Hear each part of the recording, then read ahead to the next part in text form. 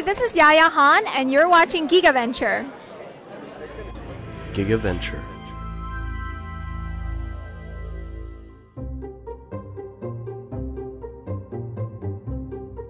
What's up, guys? JT here from Gigaventure.com, and we're here at EQLA, and we're here with the talented Meghan McCarthy. So, Meghan, can you tell us a little about yourself?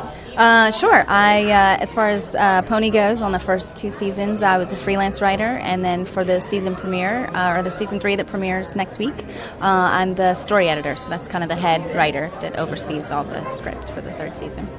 So you're right. Have you worked on any other shows other than My Little Pony? I have. Before this, I was on a show called Fish Hooks, and then I also did Foster's Home for Imaginary Friends. And a show called Class of 3000, which was Andre Benjamin from Outcast, had a cartoon for a little while. Nice. So I worked on that as well. Nice. So, with My Little Pony, what episodes have you written? Let's see. For season 1, I wrote Dragon Shy, Sweet and Elite, Green is Not Your Color. I also wrote Lesson 0. Oh, wow. And the wedding finale. Oh, nice. And nice. Then I've the season 3 premiere. I wrote that as well. Awesome. So, being a writer, what are some of the challenges that comes with staying with the characters and keeping them in character? Fortunately, now I've been on the show for a little while, so it's a lot easier for me to hear their voices in my head. So that's usually not the bigger challenge for me, because I feel like I know them really well, and I know what they would say and how they would act. Yeah. It's really, the challenge for me is more coming up with that initial just idea of what the episode's going to be about. Once I get that, then there's still challenges, but it gets a little easier. Now, speaking of the characters, do you have a favorite one? I don't really have a favorite. I like all of them. I think the one that's maybe closest to me is Twilight, so I think I relate to her the most, but I like all of them. Nice. And with the show, how does it go? How does the process go with writing it and then matching it with the animation and music?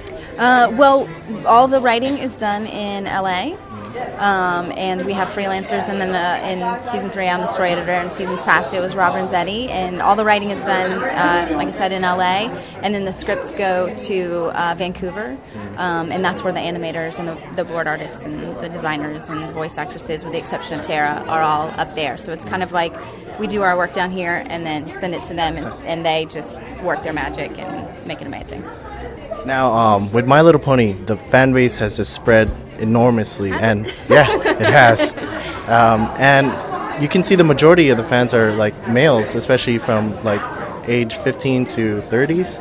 And what do you think What do you think is the quality that comes from the show that brings all these different people together? Well, I think, first of all, I think it's a great-looking show. I think the design is great. I think the animation is so top-notch. So I think that's sort of the initial thing that probably draws people in. If you are a fan of animation of any kind, you're going to be attracted to this because it's good animation.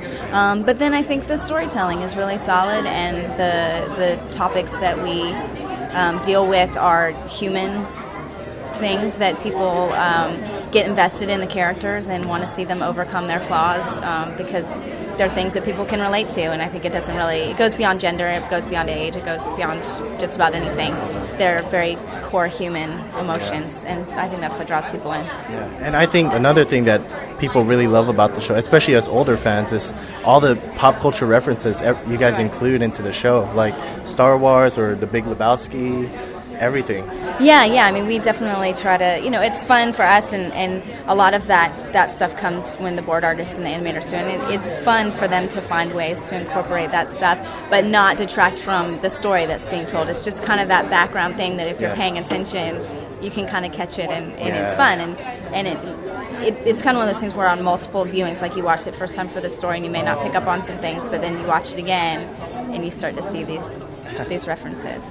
All right. Now, knowing this is one of your first cons, what do you think of the experience so far? I love it. I love getting to meet the fans, and just I love that it's a real sense of community. Everyone is really nice to each other, and it's just great to see and seeing people connect who might have met over the internet or something, and this is the first time that they're meeting. It's fun to watch. I like it. Now, do you have any shout out for the fans? I guess just watch season 3. It's going to be really good. I think no matter which pony you think is best pony, there's a really good episode that you're going to like. And just keeping fans and keep contributing art and music and all the stuff that everybody's doing in the fandom, because we get a big kick out of that too. Yeah. Trust me, we're all excited for season 3. All right, so you heard it from Meghan McCarthy and you heard it from me. And I'm JT, and you were watching Gigaventure.